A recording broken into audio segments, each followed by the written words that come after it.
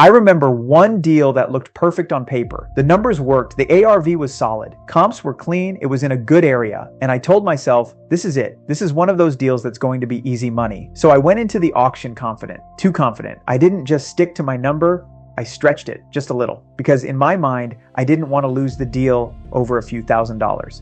I told myself, it'll be fine, I'll make it up on the back end. And I won the property. At that moment, it felt like a victory. But that feeling didn't last long. As soon as I got access to the property, reality started hitting me, one issue at a time. The repairs were higher than expected. Not a little higher, a lot higher. Things you can't see from the outside started showing up. Foundation concerns, electrical issues, plumbing problems. Then came the holding costs. Time started dragging. The rehab took longer than expected. Every extra week meant more money going out. Utilities, taxes, insurance. And the market wasn't helping either. What I thought I could sell or rent it for started shifting. Buyers got pickier, rates were higher, demand slowed down just enough to make things uncomfortable. That great deal I thought I had turned into a deal that barely made anything. And that's when it hit me.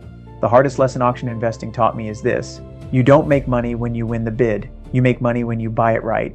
And buying it right isn't about getting the deal, it's about discipline. It's about sticking to your number even when your emotions are telling you to go higher. It's about respecting the unknowns, because in auction investing, there are always unknowns. You don't get to walk the inside most of the time. You don't get perfect information, so your margin has to protect you. And the moment you start negotiating against yourself, you've already lost. That deal changed the way I invest. Now, I go into every auction with one mindset. If it goes above my number, I walk away. No hesitation.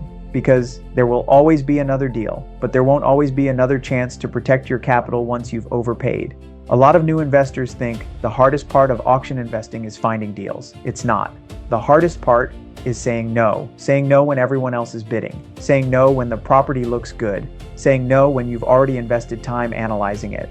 That's the real skill, because one bad deal can erase the profits from multiple good ones. And if you're not careful, it can take you out of the game completely.